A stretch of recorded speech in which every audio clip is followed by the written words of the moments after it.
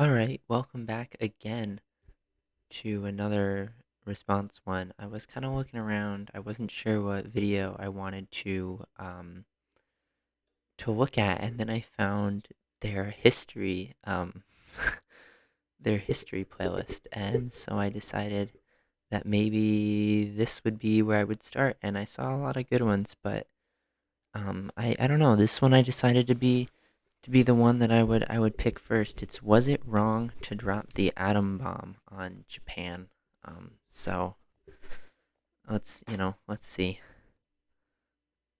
Oh, Use atomic weapons against the Japanese cities of Hiroshima and Nagasaki proved to be one of the most controversial decisions in American history. just as a side note, this guy's voice almost feels like he's like forcing it to be like this like announcery. But anyways, As the years have passed, the controversy has only intensified. More and more people, both in America and abroad, have condemned both President Truman and America for that decision. But this yeah, criticism is based on limited historical knowledge of both the situation Truman confronted and the basis for his decision. Such flawed analysis has been aided by the unfortunate influence of some very bad history, such as that written by members of the so-called atomic diplomacy school. These historians disgracefully alleged that Truman proceeded to drop two atomic bombs on a Japan which he knew was on the verge of surrender so as to intimidate the Soviet Union in the already developing Cold War. but that's what they did. Japan was having meetings about potentially surrendering as the US was discussing the use of the bomb, and before the US was even dropping it and stuff. Like they were meeting in their council thingy with the emperor about that discussion, and literally they really most of the big thing that they cared about was keeping the emperor in place. If they were going to surrender, and that was kind of the sticking point for them, was if they could get the US to keep the emperor to surrender, keep the emperor in place if they surrendered. And so it was kind of something they were already looking at. And well, I don't want to say too much when I guess I'll probably have to reuse it later, but the generals in the US, you can find reports that they didn't think it was necessary either. They felt like the war would be over without it. That specious interpretation must be refuted fully.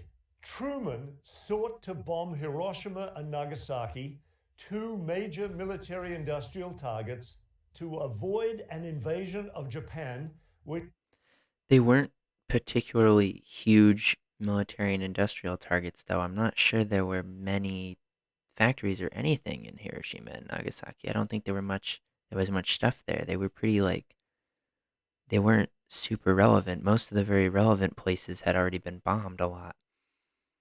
Truman knew would mean, in his words, quote, an Okinawa from one end of Japan to the other, end quote. His assumptions were entirely legitimate. If the US had invaded Japan, it would have been very dangerous, but even the US generals realized that you didn't need to get to the point of invading Japan in order for Japan to surrender. So it's kind of a moot point because there wasn't really going to be an invasion anyways. The US wasn't really going to do that. By July of 1945, the Japanese had been subjected to months of devastating attacks by American B 29s. Their capital and other major cities had suffered extensive damage, and the home islands were subjected to a naval blockade that made food and fuel increasingly scarce. Japanese military and civilian losses had reached Wait, I'll wait him go. approximately 3 million, and there seemed no end in sight. Despite all this, however, Japan's leaders, and especially its military, clung fiercely to notions of Getsu Go, decisive. Yes and no. Again, the council was like I think 6 or 8 people, and they were split 50-50 on if they were going to continue or not. So it wasn't really, and half the military leaders were for continuing and half were not, but the main U.S. consensus was that the blockade and continuous bombing, just normal bombing that wasn't atom bomb bombing, was going to probably force them to surrender because they basically had nothing left. Decisive battle. In fact, the Japanese government had mobilized a large part of the population into a national militia which would be deployed to defend the home islands. Confirming the Japanese determination to fight on, Yeah, they did have a lot of. They did plan to defend their islands if their islands were going to be attacked, but you know, again, an invasion was never really being considered by the U.S., so it's kind of an irrelevant point. is the fact that even after the use of the atomic bombs against both Hiroshima and Nagasaki, the Japanese military still wanted to pursue that desperate option.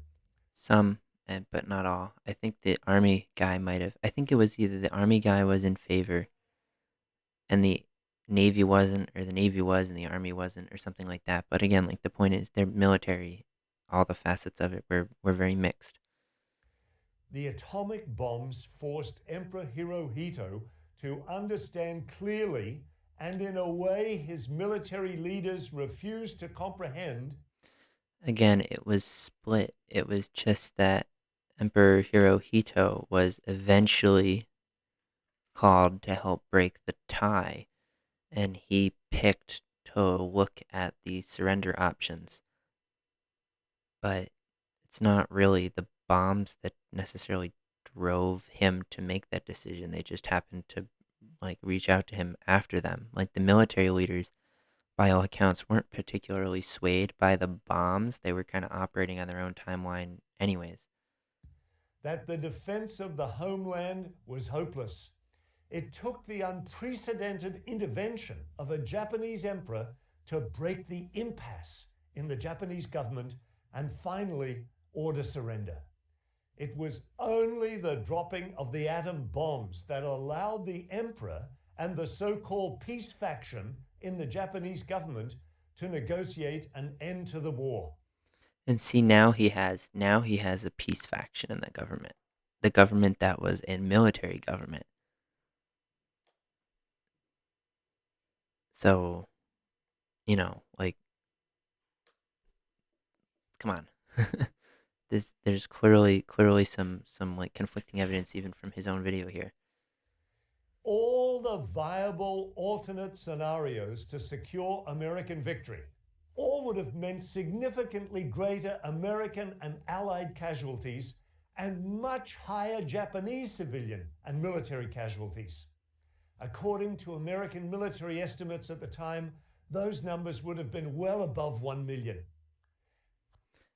But the U.S. wasn't planning to consider invading, so it's not important how many men we would have lost because invasion wasn't really on the table.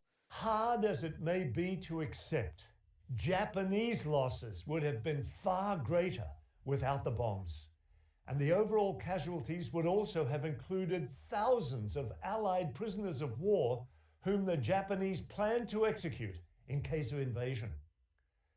Truman's use of the bomb should be seen as his choosing the least awful of the options available to him. How is it the least awful when there was the relevant option of continuing the blockade? And that would have, by all accounts, probably worked because that's what the generals had in mind. This isn't necessarily complicated. This isn't the least awful option, really. Even in retrospect, far removed from the pressures that Truman faced in 1945, his critics can offer no serious and convincing proposal regarding a viable and less costly alternative.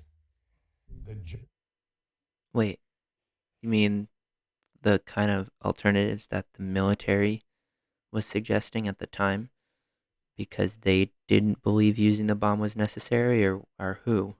judgment of history is clear and unambiguous. It's not. The atomic bombs shortened the war, averted the It need for a land invasion, There was never going to be an saved invasion. countless more lives on both sides of the months No, so conflict than they it didn't. cost, and ended the Japanese brutalization of the No, conquered it peoples of it Asia. didn't. Given the alternatives, what would any moral person have done in Truman's position? Not drop the bomb. I'm Father Wilson Miscamble, Professor of History at Notre Dame for Prager University. Look, all right, we're gonna look this up. So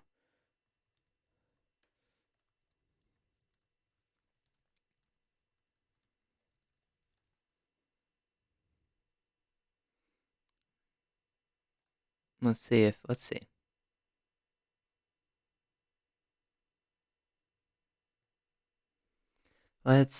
see if it Yalta. Oh, that's the other thing I forgot to mention was that the Soviets entered the war, and that made the Japanese were trying to like negotiate a deal with the Russians to help use the Russians to help get a surrender thing going, but the Russians attacked them. So then the Japanese, you know, had decided that they were kind of doomed.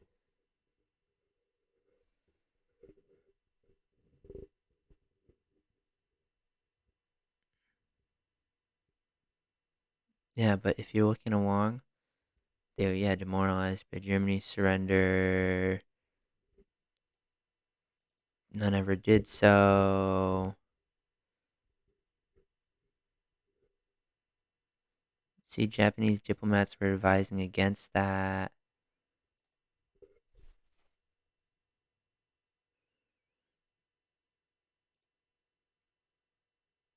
But I mean, it's a bit. Well, I don't want to go through all the things because I don't want to go on forever. But it's not. I don't think it's. Oh, wait 1 second. There we go. I don't think it's gonna be. It's something that's necessarily necessary. Like a weapon that brutal, a weapon that had been seen. I believe they did test it once. They knew it was gonna be pretty big explosion and stuff. And I don't think Nagasaki and Hiroshima had any major military things, if I remember correctly. So it doesn't really make any sense to drop the atom bomb. It's not really necessary. But anyways, that's I guess the quick response to that. Thank you for watching, and I hope that you have a nice day.